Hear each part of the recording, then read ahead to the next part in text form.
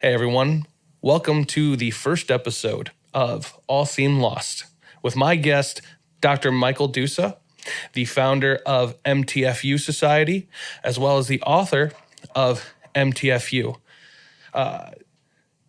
So yeah, buddy, how you doing? I'm doing fantastic. Thank you for having me here, guys. Absolutely, I'm glad you're here. This is a beautiful setup you have, I have to tell you. I appreciate It's not easy getting this type of stuff done. You see people do it on the computer and whatnot, but then you do it yourself, you find out how much work it is.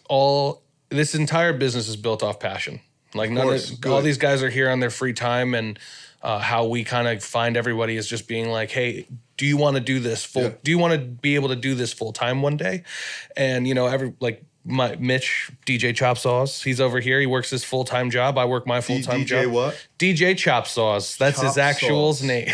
Well, I've never heard that before. So find something unique and special, and your path will be directed by you. That's right. Yeah. I'm loving that. So, a couple things I know about you is that, you have had some of the craziest struggles probably I've heard some people go through. And the cool thing about you and what I'm seeing is that it's like you almost kind of don't notice it as struggle. You don't really notice it as like we were talking outside, and it's like you don't take that as this like a weakness. It's like it kind of seems like your passion that you're moving it forward. The world's harsh for everyone. And when you go through any type of trial, when you're in it, you don't want to go through it. It's not pleasant. And it's incumbent to my success that every day I remember it, at least for a little bit. You don't linger in it because then that's depression. You don't want that. But ultimately, it's there. It's in your head, even if it's subconscious. So if you could tap into it and use it as fuel, then there's no stopping you. So in a way, because I couldn't prevent it, and it's already happened, I'm glad I have that stuff because, when the worst shit happens, I think we were just saying this before we were on the air, you're still alive and breathing. And as long as you got that life and viability in your body, I mean, it sounds rah-rah, but, it's true. You're still in the game and you still have a chance because it's very easy to get down. Absolutely. You'll hear in the media, they'll say things like, in these tough times. I mean, in these tough times, what about the Black Plague? What about, in the 1700s, infant mortality was 10%. At the turn of the century, 1900, the average male died at 45. I'd be dead 10 years ago. So I think, I'm high stepping, man. Absolutely. Things are good. They say like this is the worst time to be alive when you think about it. It's like, Man, what are you saying, right? You kidding? Like you got... I mean, I know you guys are just laughing at my iPhone 7 that I just got, and it's up to 11. But to me, that's still pretty, I could just get on the phone and, do all my business from the phone. That's amazing. Exactly. And you couldn't do that, 20 years ago? I mean, you've been around, so it's like you're probably over here where it's like... Dude, I'm like old man in the sea. I'm 56. Yeah, you got people, you have to wait for that letter in the mail to come in to like really get a response. Well, it's funny. When I had my brick and mortar business, my chiropractic business, and I've been out of that for about 10 years, and I did that for 20 years. I'm very big on marketing, and the entire marketing lattice of my business was based on snail mail. It was all, a profundity of packages. And in fact, for my little office, a one-doctor office, we used to spend $35,000 a year on stamps. So that's how much mailing. It was all marketing.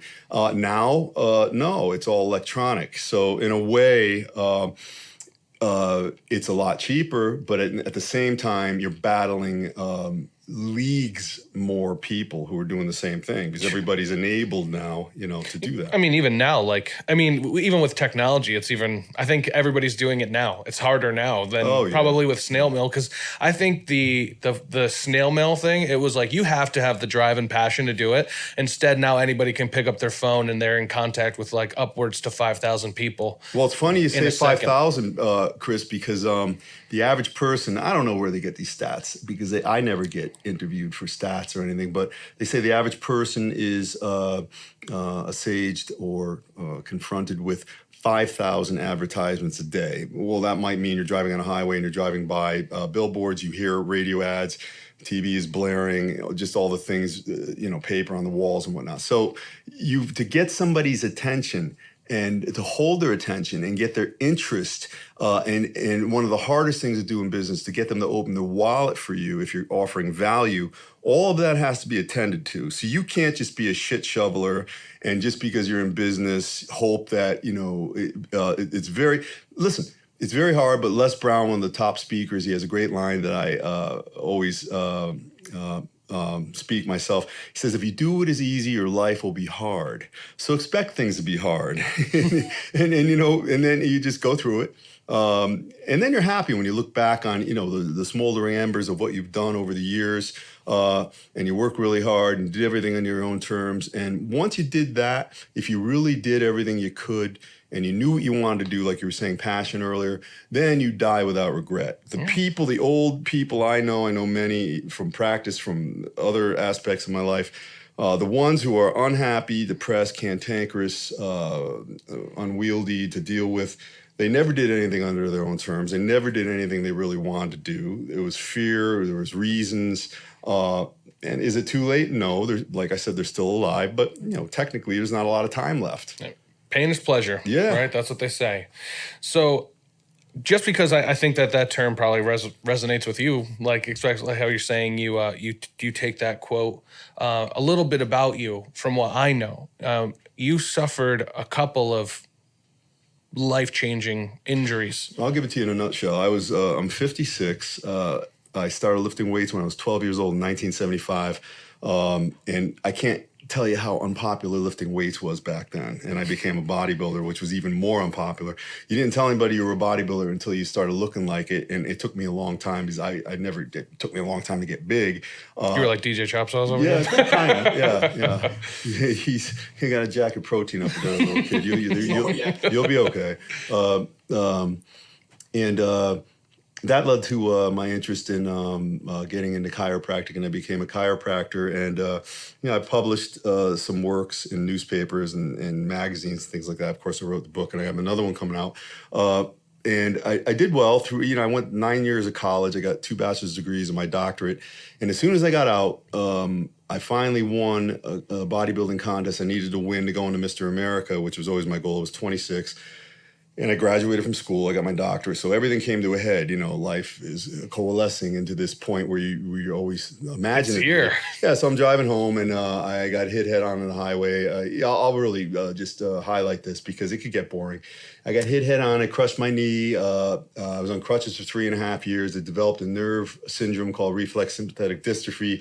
Ended up at the Mayo Clinic for 3 months in Rochester, Minnesota, which is supposedly the place you go when you're really screwed. They were going to cut my leg off. They didn't. I blew up to 51 pounds. Ordinarily, I'm this weight, 190. So my body was sunk into alien territory, and everything. Listen, I had an indwelling catheter in my spine into which I injected morphine, lidocaine, and Dilaudid 6 times a day. So I will tell you, I don't remember fucking hardly anything from back then. It's kind of embarrassing. I lost my girlfriend. I didn't have anywhere to live. I lived in the Y for a while. I lived in my car. I even slept in a friend's garage. To this day, he doesn't know it, but if I saw him, I'd tell him because, now I'm doing real well. Wait, he didn't know you slept in his garage? No, he didn't know, man. I just stopped by his house and knocking on the door, nobody answered. I started going to the garage, and for like a week, I slept in there in his car in his garage. But this is what you do. Like what I said earlier, you're still alive, and you don't say, "Oh, woe is me." I wasn't happy, but I knew I had to bridge the gap and get through because at a certain point, when I went through the whole medical model and it wasn't helping me, I knew I had to do it on my own. Something indwelling or inborn in my head.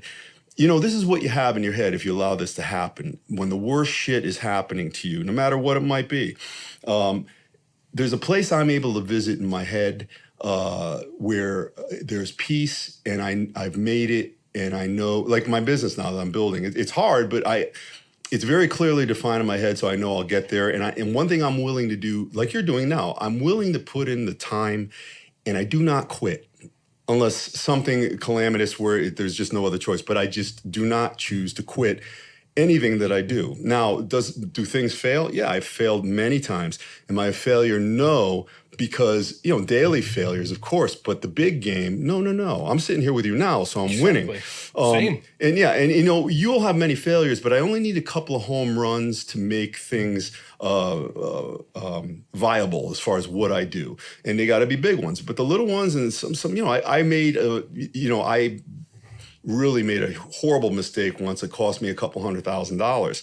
that wasn't pleasant. It took me a while to get over that, but it didn't break me either. But going back to that, I had this thing in my head. I knew I could get, my leg was still attached.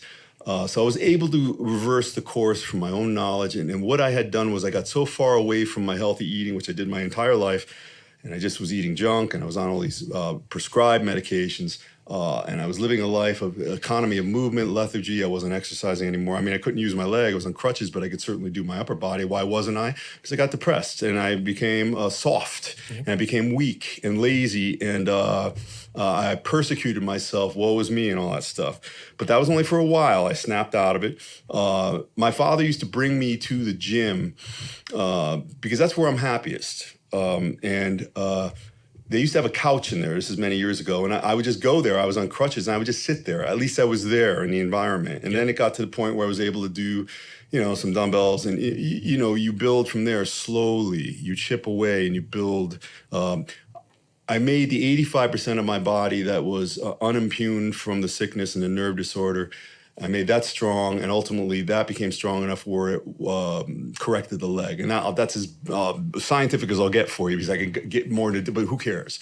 So now to this day, my leg is, if you ever fall asleep on your arm and it becomes numb, that's how my leg feels all the time. But I can't feel it while I walk, but I've practiced enough where I can walk just fine. There's a little tiny limp, but there's no residual as far as that goes. And you're just telling me how you're doing squats. Well, listen, I was squatting today, but you'll always hear this bullshit. Someone will always say, "Oh, the doctors said I would never do this or that again." That only applies if you are fucking quadriplegic or you got your head chopped off. Because doctors will tell you that, because I am one, but they'll tell you that because of liability, and they want to keep they want to keep you in check as far as there's reasons why they say that. Plus, they just don't know. But again, a viable tissue, if you work hard and you have strategy, you could always get around it somehow and have a good life again. And then in more recent years, I had an accident with my arm here, and I got the same condition, the nerve condition in my arm. I had an open wound in my arm for over a year. I got gangrene, MRSA. I had 12 surgeries on this arm, and I couldn't touch anything, and that was ruinous for business as well. That set me back several years, and I battled back from that, and I kind of did the same thing. And in fact, shame on me, because when that happened, I let myself go again. It was because I was in the thick of life. I was in my 40s. I was doing real well with everything. But listen, I'm not a Grateful Dead fan, but there's a line from the Grateful Dead, a Grateful Dead song. It's just when you think you're on easy street, danger is knocking at your door. So you'll talk to anybody who's real successful. They're at the top, maybe famous, maybe not, but they're really right up there. Maybe a space you'd like to occupy. If they're honest, and many aren't, but some are, they'll tell you the hardest thing is staying there. You got to keep working hard all the time. You got to beware, because the shit can hit you at any given time. And when I was in clinic in chiropractic school, when I was doing real well and I was competing in bodybuilding, and I had long hair and airing, believe it or not, I looked like a wrestler. I thought I was bad. And I was in a clinic. We were in the Salvation Army clinic. I'll never forget this. And, the people are indigent in there. They're just getting out of jail. And it's a halfway house. And I remember one guy was a little different than everyone else. Turned out he was a former Fortune 500 president. And he lost it all drinking, and he lost his house, his family, his mansion, all that crap. And I don't know. I was a little uppity around him or something. Or I don't remember what I might have done.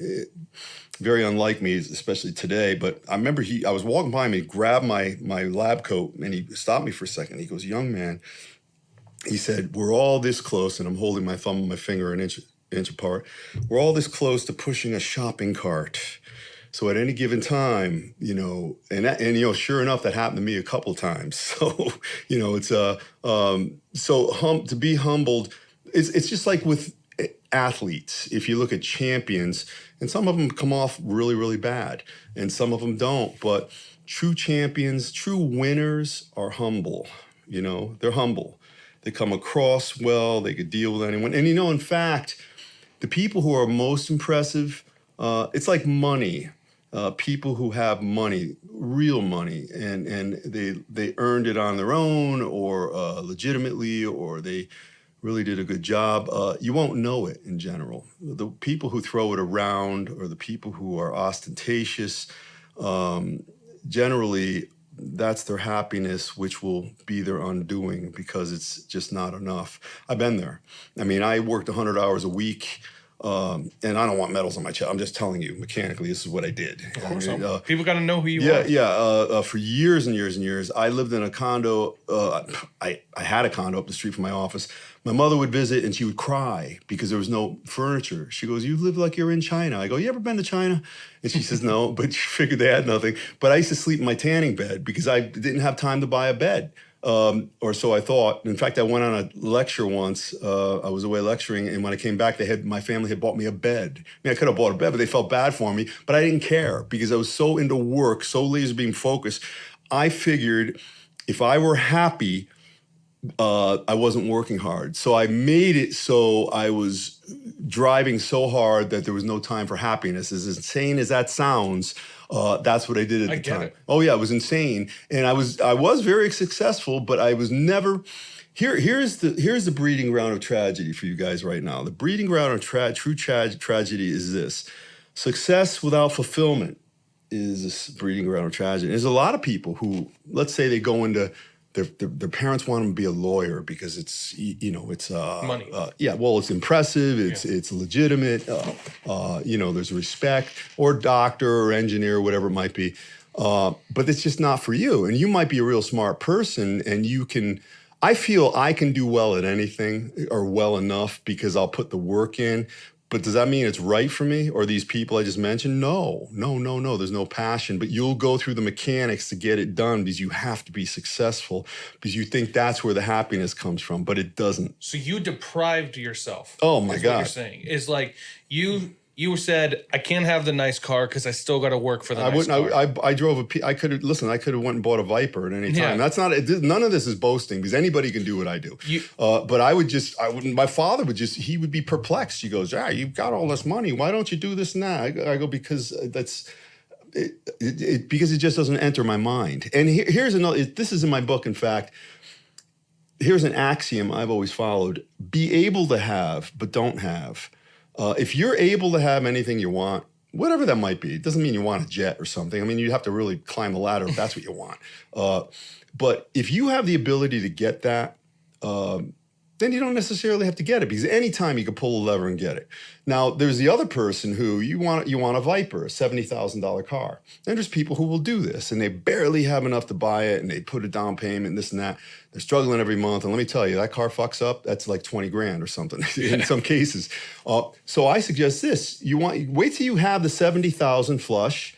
It's easy to buy the car, plus have another 70,000 in the bank. So if something fucks up, you can just take care of it, and you're not sweating it. You're not sweating having a car, because guess what? The guy with the $3,000 car ain't sweating nothing, and he's getting around. And anybody who thinks, what do people think?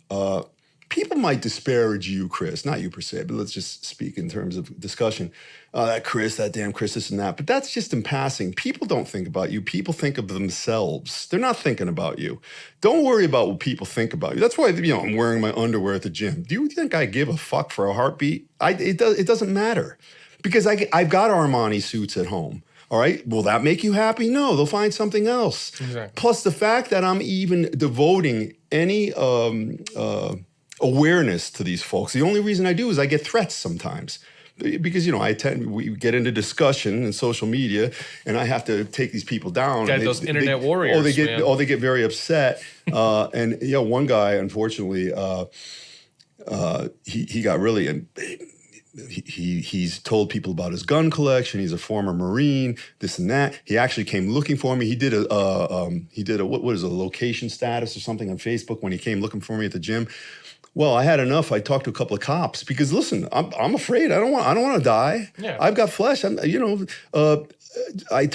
screenshots. We took screenshots of all this stuff, and wardens went to his house and arrested him and confiscated all his guns. Now, that's too bad for him because listen, I don't know what people are going to do. Absolutely. They're nuts. Look at today. I mean, I'm in that one boat right now. I said this in an episode before. I don't even want to take my kids out anymore. Like, you never know what's going to happen anymore. People are crazy, but I also can't live like that. No, absolutely. That's correct. You got to have some parsimony. You got to have some type of balance, and you got to meter what you do. You got to keep, like people who think they have I have tons of friends. I go, well, you really don't. Have a couple of solid people who. I got one friend who, whenever we part, we say, "You bury me or I bury you." That's how close we are. Where, I really think he'd take a bullet for me, or I would for him. And are there a lot of people like that? No, no. What the fuck? Are you kidding me? Uh, uh, my family, like people say, reference Facebook again. They'll say things like, "Hey, Facebook family." I go, are you out of your fucking mind, family? I've never even met any of these motherfuckers, Facebook fans. Shut the fuck up, you weirdo. I got my mother, my father, 3 sisters, my girl, her parents, her daughter, my dog, her dog. As far as humanoids, animals, flesh and blood, that's about it as far as family, all right? And maybe my guy I mentioned there, and that's it. And listen, I serve whoever I serve, my clients, my patients. I give them 100%. I give them, we fill gaps. Maybe they pay me. I try to give them more value. Always, under promise, over deliver. I'm going off track here a little, but as far as embracing everyone, that's very dangerous because you don't know who's on your side. You don't know what people's motivations are. And that's very sloppy when you're really spread out, really, really thin like that. Does it sound lousy? Yeah, but listen. But it's real. Yeah. Well, I talk about, for instance, my marriage math, if you want to talk about honesty. I'm 56. Would you say I look 56? No, you look fantastic. No. Well, no, that's No, that's part of my job. But Yeah. I try to maintain myself because it gives you a mindset where there's still plenty of time. Now, I had an opportunity to get married when I was in my 30s in my practice. I would have been divorced because I would literally tell this woman, she was a good person, I'd say, you come second. The practice comes first. Doesn't that sound horrible? But listen, if I did it any other way, it wouldn't have succeeded like it did, like I wanted it to. That's the only way I knew how to do it. Now, there was another one after her in my 40s, and there were other reasons I did not get married. Listen, if I had gotten married in 30, I would have been divorced 2 times already. I would have been all fucked up, and the kids, that would be unfair to kids waiting for me at home, this and that. Now, my marriage math, I joke with Denise, the love of my life, a wonderful, truly, we're not soulmates. It was her, my mom's name. Her and I, oh, good. Wonderful lady, I'm sure. We're not soulmates because her and I believe that's bullshit because it's a bar that's way too high and you'll never last that way and then things crumble. But we're very close, and if I were to get married, it would be her. And I tell her, I go, Denise, you got to marry me because I only have like 5 more years to live. I'll probably die at 60. And, if we get married now, that's 5 years of bliss because you're going to be happy for a while. And then I'm gone and you get all my stuff. So it's a great deal. And let me tell you something. I'm She's going to hear this, right? Oh, yeah. I'm mildly to moderate, really serious about that. But, no, what I'm saying is don't spread yourself too thin. Be realistic. And let me tell you something. You cannot fucking have it all with these people say, I'm going to have it all. You're going to be fucked up, man. You know what you're going to be? You're going to be that guy in the restaurant in a greasy diner on a Sunday night, sitting in the corner by yourself, eating dinner because you got thrown out of your house because you fucked up and you didn't plan well. Doesn't that sound horrible? But how many times does it happen? You can avoid it. You've got to sacrifice. You got to wait. You have what I feel like I have. It's like a productive paranoia. It's just like, this can go wrong. I'm trying to go this way. Good. I don't want this to happen. You see the situation. You see the outcomes of everything. I like that. A productive paranoia. Yeah, Bill Gates says it. Look how much money he's got. Can I use that in the future? Absolutely. Thank you. But I mean, it's this whole, I'm building something and that anyone at any fucking time can take it away from you. Yeah. And that's something that I have 2 little girls. And now I know I'm with their mom. I love her, but I always tell myself now, so if I'm ever not with their mom, those 2 little girls are what I got. There's no more of, I'm gonna spend my life with you, we're gonna be together with anybody else, because I got 2 little girls. That's the only people I have to worry about in my life. Good. I don't want to have kids with anyone else. I'm making it clear right now. I don't want anything with anybody else. If it's not with them, that's how it is, because anyone else at that point, I love her. I'm gonna spend the rest of my life with her. And I know that if that fails, if it ever failed, which in my heart I know I'm not gonna, I live in the I love her, she's my partner, but I live in this fact that if that fails, there is nobody else. There's only me and my kids. And that's where I'm going. Well, that fuels you forward, that thinking, and that's important. Sitting in the diner with one of the aforementioned ladies, and she was telling me about her goals for the future, and it was having kids, and she was trying to recruit me into that thinking. I go, no, it's not for me. And she said, oh, that's very selfish. I go, well, actually, Renee, you're rather selfish. How could you say that? I go, because you feel that the world will be much more poorer if you don't replicate yourself. I don't think there has to be any more of me. I mean, fuck, you want another one of me? It's a lot of torture. I always feel like I don't want to sit here and say I was like robbed of a childhood, but I always wanted kids. Just personally for me, it was like, I feel like being a father was something I was always knew I was going to be good at, because I'll put them above they're the only people I'll put above myself. That was inherent then in you. It was inherent. Yeah. It was just in you. Yep. Yeah. And I mean, like, I also agree that people who don't want kids, more power to you. Don't do it. Yeah. You know what I'm saying? Because it's hard as fuck. Oh, yeah. It's the hardest thing. And it is definitely the biggest distraction, because there's nights I'm down here. I'm here from 12 to 12 or 9 to 12, 9 a.m. to 12 a.m. Easily. And you know who suffers? They're at home, but I still have to build something. If I didn't have them, it'd be every night in here. So you're good at compartmentalizing in your head. You're able to separate things and do one thing at a time, and then keep it over here. I got to, because this, you have to, right? This day, this business one day, I plan on, that's what's going to feed them. Oh, it will. And they, they're gonna grow up, and yes, sometimes daddy's busy. Will you have me back on when you're big time? Oh, hell yeah. Yeah. Hell yeah. Come on. Right. I just like how before we got on, you're like, can I swear on this thing? I was like, yeah, of course you can. Because it's like, I interview real people. Yeah. And, I want my audience to know real people. I don't want somebody coming on here giving them the, what's that guy's name with the big hands, the inspirational guy? Oh, Tony Robbins? Yeah. I don't need the Tony Robbins, the fix-all, end-all guy who's going to come in here and tell you how to fix your life. No. I want to know the guy who struggled. And if you're struggling, of course, the number one word in your vocabulary is going to be fuck. Oh, yeah. Because it's fuck this and fuck that. And how the fuck can this happen to me? And I know that people feel that every day. Oh, they do. Because, I know you felt it, Mitch. I know I feel it every single day. And everyone I talk to, you work this 9 to 5 and you hate it. You're working on the weekends and you hate it. You're working on this and you hate it. And of course, the number one thing you're going to say is fuck. And I want those people to be the ones who listen to this and benefit from it. Yeah. Most people, they don't like where they go. I've heard statistics. It's 87% or 85% don't like their job. I think it's okay temporarily if it fuels you and gets you to something else, but too many people consign themselves that that's the way it's supposed to be. Things are supposed to suck, and I can't wait for the weekend. I mean, if you're really pining over weekends and vacations, something's fucked, because, I like to say, and it gets people, I'm careful who I say certain things to. If somebody's really struggling, I'm not going to give them this shit. Oh, I don't even name the days because they're all fantastic. That'll incense that motherfucker if he's like, he might hit me with a shovel or something. Yeah. Son of a bitch. Because you don't want to juxtapose your wonderful life to somebody who's not. You want to be a little more of an instrument to help them and help them along. And plus, it ain't always like that for me. And in fact, when I wake up, every day that I wake up, that's when I ruminate. That's when I have either sadness, anger, apprehension, anxiety. I only allow it to stay with me from anywhere from 10 minutes to an hour. And I have a little ritual. I have it's in my book, what I do to get out of that. And I'm going to tell you something. I'm proud of myself, because compartmentalizing in my head, Chris, like I was saying, I get it out of the way. I only allow myself an hour to deal with whatever. And sometimes it's the worst fucking shit, that you think might kill you, and it doesn't.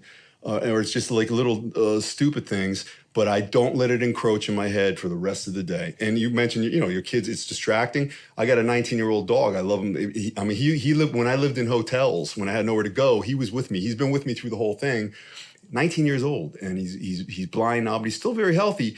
But he's very, very high maintenance. He's a cockapoo, and he's always coming up to me. And when I work, I don't know about you, but when I work, I need it to be silent like a church. I need, I can't even have breathing. I throw the fucking dogs out of my office if they breathe too loud. Get out, get the hell out. You know, if I'm on a webinar and I'm lecturing, people hear me yell, throw the dogs right out. And one goes, oh, you're mean to the dogs. I go, you want to learn today? You're going to learn the wrong shit. These dogs stay in and your business is going to go out of business. And she's okay. And it doesn't mean you don't love your dogs. No. It's like you're trying to make sure that they have your 100%. Listen, if I'm not hammering those nails and getting the job done and getting the end result, which is bearing fruit for everyone, proliferating the business, just like you, it's got to rise. It's got to be successful. It's got to feed us all.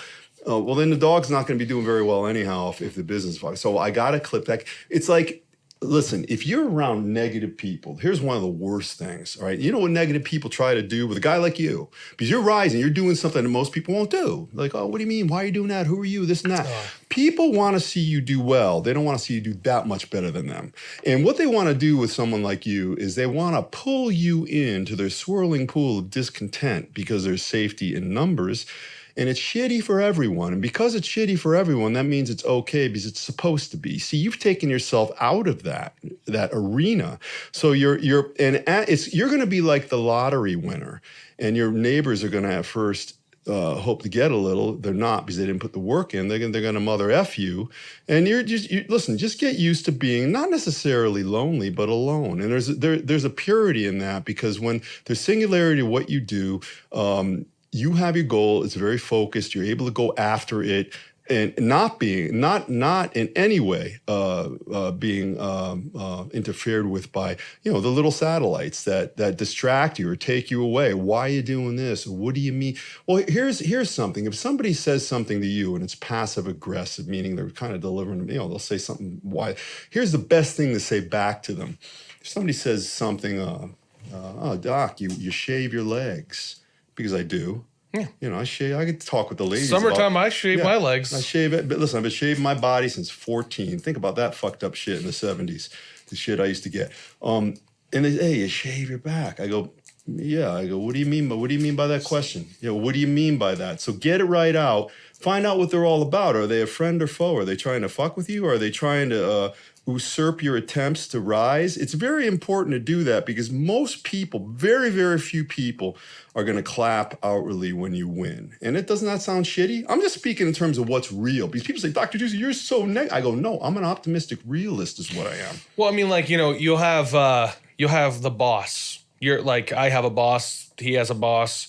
And the boss will always say, you could be really proud of what you're doing. And they'll say, but are you getting distracted from your work? You're getting distracted from here. What do you mean with this endeavor here? Yeah, exactly. And the thing is, but not to interrupt, but if it's your own time, how can that even matter? Exactly. But because my passion can be here, or his passion is here, the boss is going to say, well, where's that passion for here? And the thing is like, I started this business because a good friend of mine who has 4 kids, he worked his ass off and he devoted time and was just laid off, and nobody cared about who was going to eat tomorrow. It doesn't matter. And you're on your own. When I showed up, when I came here, I met up with Fran and I said, I gotta build something. Oh yeah.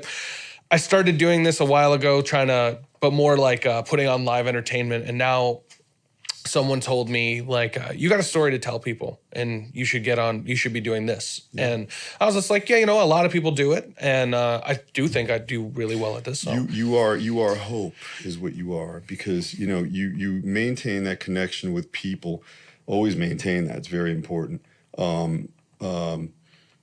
Never let them see all your cards. In bodybuilding, I'm a fairly good bodybuilder, but I'm not the big type. So when I wear clothes, you can't even tell, which is a good thing.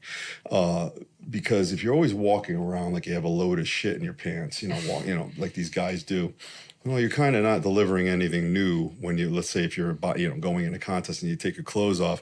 Or it's the same thing with money. Listen, maybe you're quiet and silent and you're just working away, and somebody in your office all of a sudden comes upon hard times. And I know people like this. One guy's a millionaire and you never even knew it. This person might just come through and get that person through for the month, but you never knew it, and that's a good thing. Whereas the people who are, openly, pushy about or ostentatious, they're the last motherfuckers to help you because, and I will tell you this, here's another thing. If you haven't earned it, you'll always see it. Whether you like him or not, it's a good example here. Donald Trump, in one of his books, he has a story where he used to go to lunch with these 3 other guys. And two of them were self-made, whatever kind of magnates, they owned property, whatever it was. And the third guy got all his money from his father. So Trump was saying that when it's time to pay, each guy each week will take turns throwing a credit card down. This guy would always go to the bathroom and the reason for that is he never earned the money on his own, never earned shit on his own. Hey, listen, if somebody wants to give me stuff, that's fine. He got everything given to him. So, but the thing is, if he were to lose that or spend it all or compromise himself in any way like that, and I know people like this, and it's sickening. They have no way to earn it on their own. So it's, again, if you're self-fueled, you're able to do it on your own. Like you're riding a learning curve right now. You're doing this basically on your own. Yep. You don't have Joe Rogan helping you out as a fucking, angel investor or some shit. Right. I'm not jumping on, I can't if you want to have me on, have me on. Yeah. But, it's not like we're building this from the ground up. It's from the start. We are putting the blood, sweat, and tears, and I encourage my team to participate in that grind. Because I tell them, we're building something, as much as I'm the CEO of this and Francisco is the CFO of this. This is ours. Right. We're building this. We're not going to be here. We're not going to be in the same spot we've been in the next year. No. We're going to, if we can all grind. Make sure of that too. Yeah. Your analytic, your metric that you want to follow is, are you at least, people are happy if they're making progress, no matter who you are. I don't care if you're a fucking shit shoveler building a bridge, you're an accountant, court stenographer, lawyer. As long as you're a little bit ahead each day, if you're doing some new, like this right here, what you did here, it took balls. It's a risk. You had to lay some money down. But you got to understand, and I'm speaking rhetorically because you do understand this, obviously, because you did it. There is no right time to do this. There is no fucking right. And, most people, they're waiting for, it's all about them, and there's going to be a magical arm of some god that's going to come down and pluck them from the tumult that they're in. And there's going to be a day where all the balloons are released. It's a parade just in their honor. The fucking train's going to come into the depot, and the mayor's going to come out and start talking about them. That shit ain't never happening. Listen, lightning's not going to strike. There's no miracle coming. None of that. I remember I was reading about Stallone, a really good interview he's having once, and he was in a hotel lobby, and the lady was interviewing him, and he was going on and on and on. He's going on about these different things, and so something came up about, taking chances, take your shot, this and that.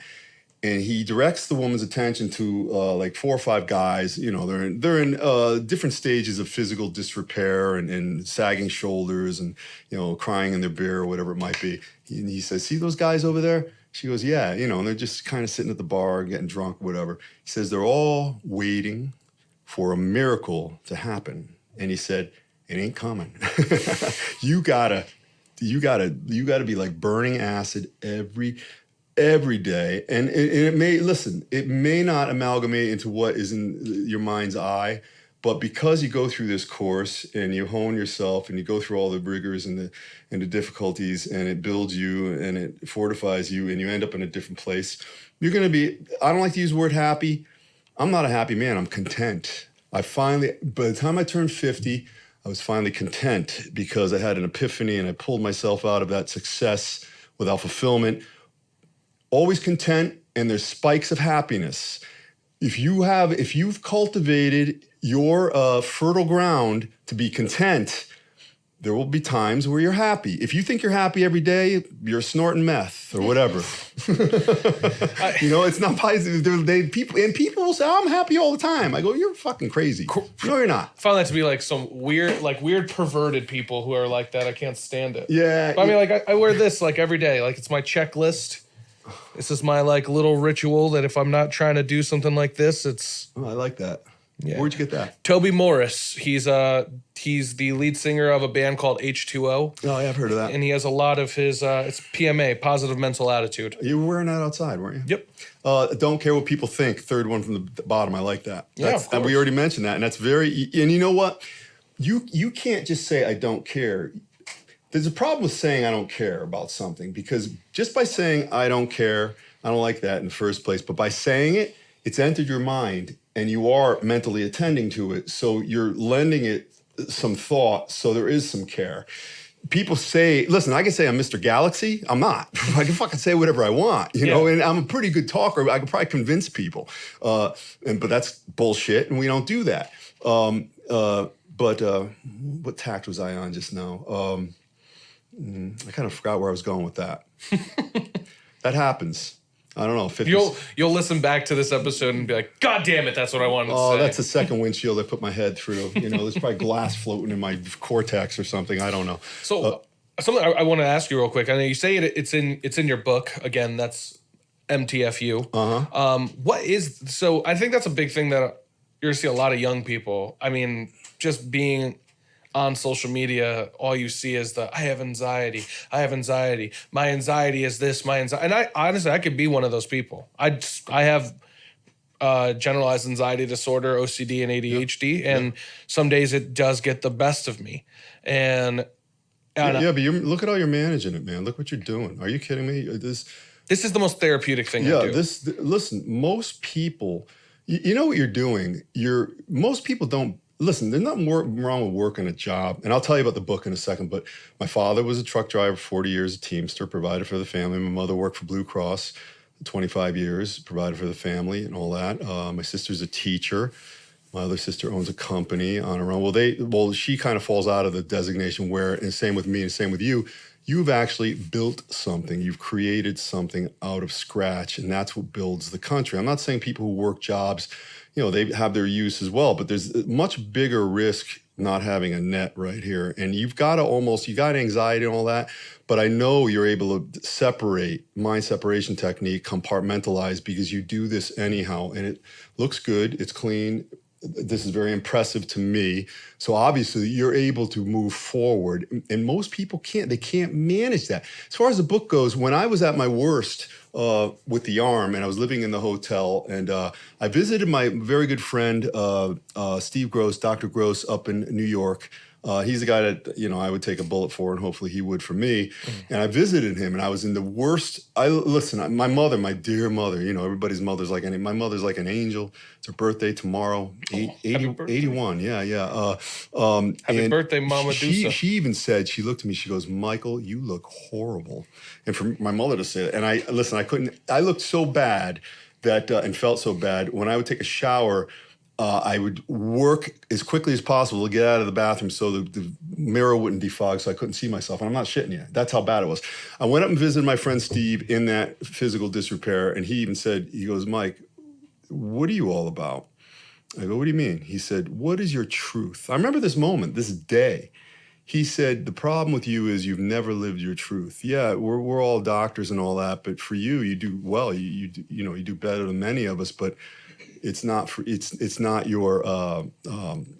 you're successful, but you're not fulfilled. So it wasn't really for me. I was good at it, and I did well, but it ran its course, and it was giving me negative. That was part, aside from the injury and the sickness, that was making it very bad too. So when I finally released all the things that were not true and bought into my truth that day, that's when I got in shape. What I did was I went back to my hotel. My dog was waiting for me, and I wrote down the 17 rules that are in the book. This is how the book started. I just wrote down, I made a list.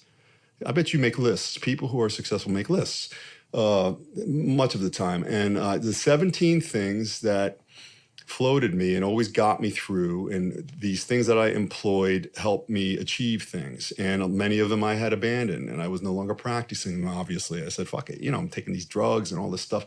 And the list of 17 became paragraphs, And then I says, hey, let me just keep writing. I like to write. And they became chapters. It became a book. So I put it together. So 17 Rules to Live a Life Less Ordinary. And less ordinary means you're not special, you're not better, but you're actually doing what's best for you as opposed to doing what society or the people around you delegate. You know, you're a good soldier, you're supposed to do this. You're supposed to get kicked in the ass by that indelible steel toe boot of life. You're supposed to go to college, go into debt, get married, buy a big ass house, a big enough house where you can only occupy one room at a time. You got all these extra rooms. How stupid is that? Get in debt up to your eyeballs. Hopefully get the promotion at age 45. Retire at 62 or whatever it is, and then get sick and have some type of nefarious physical process. Because people think that's the way it's supposed to be.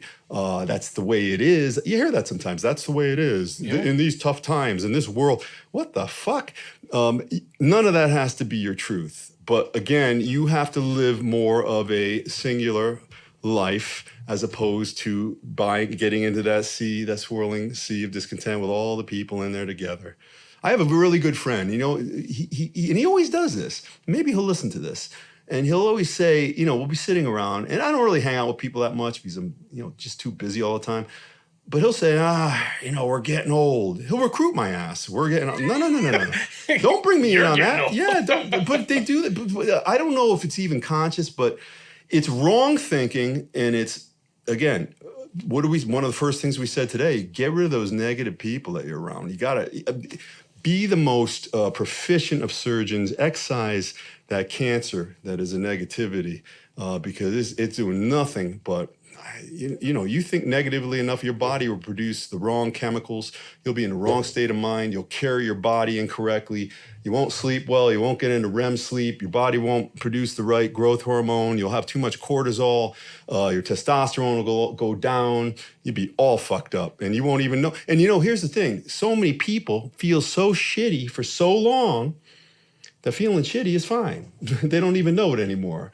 You can hit them with a damn, anvil and they won't feel it. So, and I had patients like that. Listen, everybody wants a rip on healthcare. And, I pay a lot, healthcare's bad. Those damage, listen, there's good and bad and there are some problems. But I will say this much, too many people savage themselves with the long list of bad habits, as long as my arm, whatever it might be. And they expect to go into the doctor's office and get a pill or a shot and be all set. No. The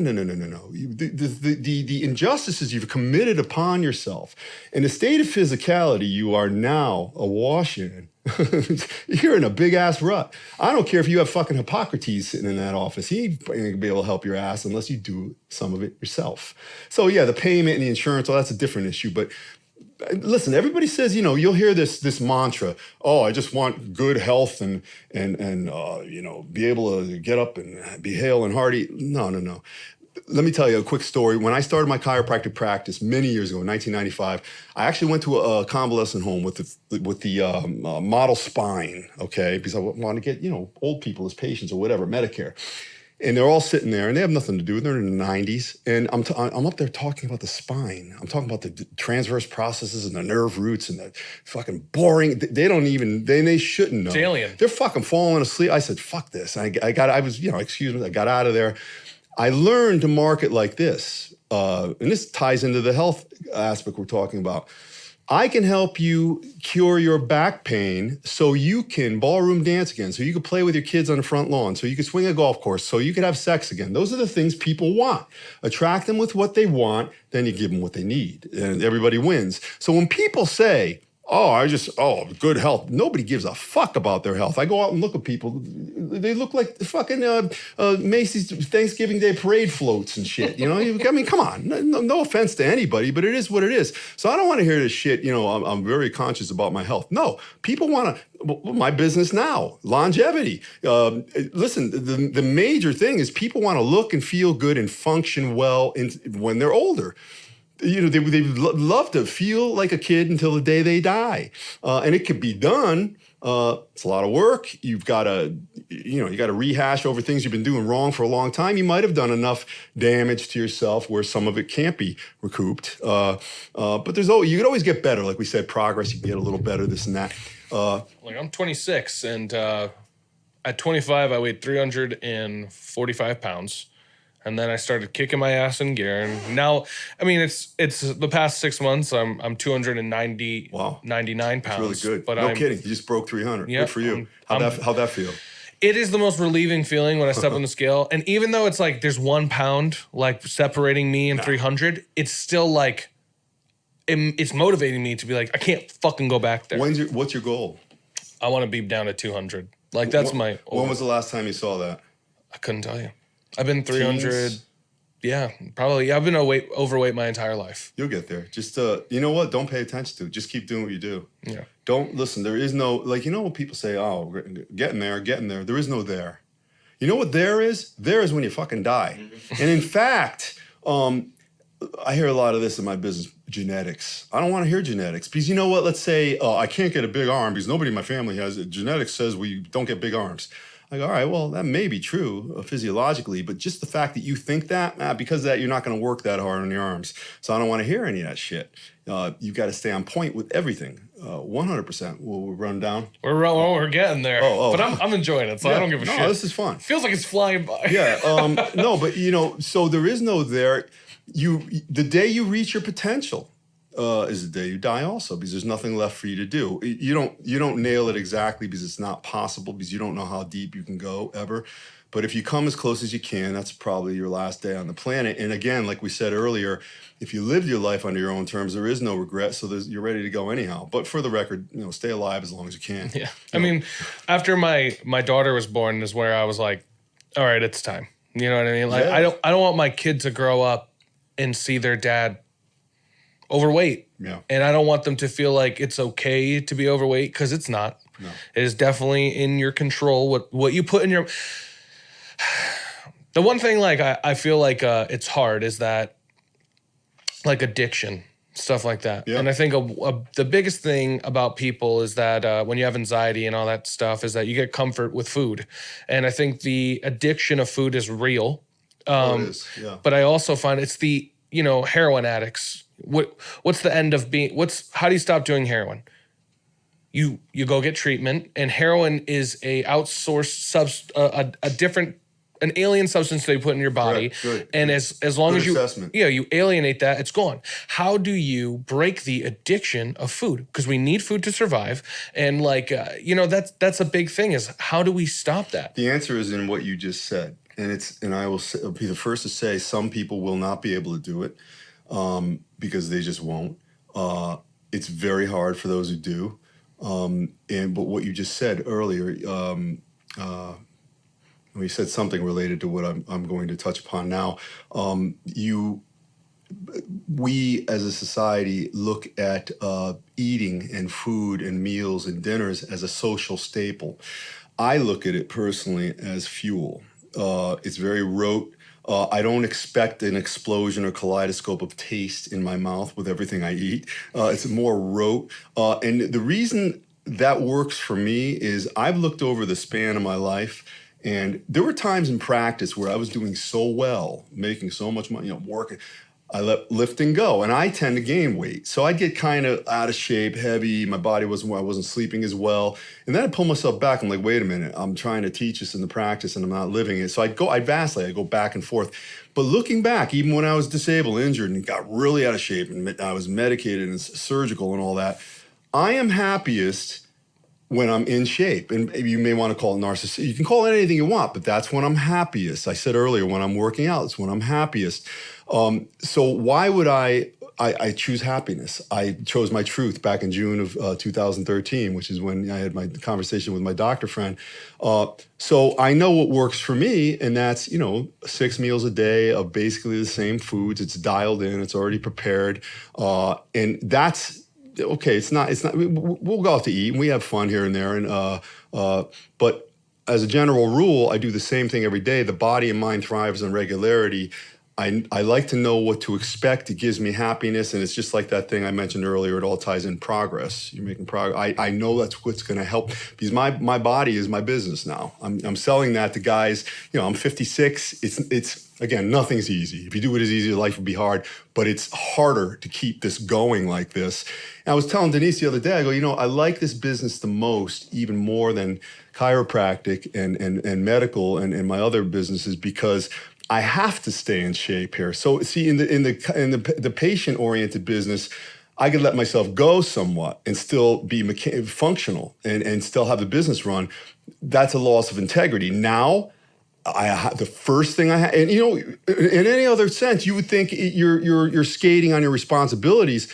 But the number one thing I have to do is I have to work on myself. So I kind of put that in as a necessity. Now, people in general aren't going to have that, but they're going to somehow have to levy that mindset where, you know, eating for, you know, you're 39 meals a week. Let's say you're doing I don't know, let's say 4 meals a day, 28 meals a week. Take 3 to eat whatever the hell you want. Yeah. You know, and you've heard this before, but the others are got to be dialed in. And that's the only way you'll get that result. Because I'm going to tell you now, and you'll hear this from young guys a lot, skinny young guys. I can't gain weight no matter what. I do all this, and you'll hear all these stories to a letter every single time. The women too. I'm not attacking any sex, gender, whatever, but they have more issues with this. Maybe it's because of society. I have no idea. But I've always found when somebody can't get, they'll sometimes say it's a glandular dysfunction. And sometimes it is, very rarely, but that's easily correctable if you can diagnose it properly with medicinal intervention. But I'll have them, they'll tell me what they eat, they'll write down what they eat, and then what they really eat is a lot more, or they don't count a lot of different. It's something they're doing wrong. They think they're doing everything right, but they're not. So in other words, if they just change what they were doing, they would get that. There is never a person, never, if they're honest and if they're aware, because sometimes they're not intentionally dishonest, unless you have, like I said, a deeply seated physical dyscrasia, a problem with your digestive system, most of those can be attended to. So it takes some work. It takes some research. It takes you, and you know, there are people who will come to a guy like me, and you know, I'm good at what I do. I went to Dusa, and he's really good, and I couldn't do it. So I guess I get to stay this way, or I'll get, you know, that Dusa sucks. And let me tell you, there's a lot of things I do, sucking ain't one. So there's some other bad things. But, I kind of chop it up to like little changes. That's what helped me at least kickstart this. Was just like don't get the side of fries. Yeah. When I'm going to, like, if I go to McDonald's, I take my kids, they want to eat McDonald's. Of course. Don't get the side of fries. Don't drink soda. You know, I find like soda is just like, if you don't drink soda, think like I can have this burger. Dude, those liquid calories will kill you. You know that. And exactly. So then I just won't have the soda and the fries, and then I feel it's okay to have this burger. Or I'll say, you know, like candy and sweets and stuff like that. It's okay to have it. I think it's okay to have it when I'm with my daughter. And my oldest daughter, her and candy and sweets and stuff is like, no. I'll have one. And it's like, this is my little dietitian right here who's like, no, we can have one. Look at how success, and I don't patronize, I don't bullshit, and I'm not trying to lift you up in any type of constructed way. Look at how successful you are, because I see a lot of what people, because they'll still look at you and say, oh, he's still heavy, this and that. No, that's not what I look at. You've got all of these things that could easily distract you. You have 2 kids, number one. I can't even imagine having a dog. I could barely manage myself. So you got that. You built a viable business that's already doing well, and there's so many different components to this. Don't even bother ever trying to tell anybody unless they've done it themselves. Yeah. And you've knocked off 70, 60 pounds or whatever. So you're already in rarefied air that most people will not trod ever. And it's not, remember, you're not comparing, because comparison is the thief of joy, and have more joy. And you're alone, you're singular, there is nobody else ever. But you just keep going. So that little bit of progress, and it'll add up. In a year from now, you'll be down at 200. I don't see why not. 2 pounds a week? I hope the next time I see you, that at least I want to say the next time I see you, I want to be at 270. I hope it's not when I'm pushing 60 because I'm going to be gone. Hell no, that marriage math. Yeah, no way. We're gonna have you in here a lot sooner. Oh, I hope so. But because we're running out of time, and the next time I bring you in here, hopefully it's more. We have a lot. I want to have more time to go over a lot more stuff. It was fun. Plug everything. Tell us about everything. You can get my book on Amazon.com. MTFU 17 Rules to Live a Life Less Ordinary. Go to my business page. I do most of my business on Facebook. Michael Dusa on Facebook, Michael, and separate name DUSA. And my membership page, MTFU Society. That's MTFU, and a separate word, Society. You can go there and you can just you put your name in the join thing, and I let everybody in. Occasionally we get a rogue person that comes and wants to start trouble or whatever, and we mess with them. Listen. If somebody transgresses and they start some trouble, I try to win them over. I don't just kick. I don't do that with anybody. If I have a rub with somebody, I'll try to embrace them anyhow because maybe they're having a bad day. But sometimes they consistently prove that they're an asshole and they got to go. So you got to watch that too. So it's a lot of good stuff. I have really, really good, smart people there. Some of the best in the world at what they do, and everybody comes in there. It's motivation. It's improving yourself. It's healthy eating style. I don't like to use the word diet. It's exercise, improving yourself. There you go. There's Buying my book it right now, bud. Yeah. Oh, no kidding. Oh, fantastic. And then I'm gonna come see you. I want you to sign it for me. Oh yeah. No. I'll sign it personally, man. I think you're doing big things. We had the good thing is every book that's signed, every book that's sold, $2 goes to animal relief. Homeless animals, and right now we're supporting Animal Haven in North Haven, and we sold a couple thousand books. So we adopted a cat from there. Oh, did you really? Yeah. They're great. Let me tell you, what a great place. A lot of those places are kind of sketchy, but they do a great job. They send follow-up cards all the time to ask about them, too. Great. And I remember, listen, I'm 56. I remember that place. I moved to North Haven when I was 8, and it's been there since then. So, any business that lasts that long, especially that, a lot of those businesses are, they're not on the up and up, or they don't really serve the animals properly. But, it's a good thing. So the more books we sell, it's not listen, books are not money makers. I use it more as a marketing tool. It's something I wanted to do, and I got my next one almost done right now. Got to make it into an audiobook. Yeah. Oh no, I know that. Yeah, I haven't gotten around to that because it's ebook, it's hardcover, it's softcover, and a lot of people want audio because a lot of people drive now. Exactly. So we're doing the same. We're trying to have artists and authors who do want to start expanding into that. I have a whole list of voice actors who want to try to. You will record a book? Yeah, I have a great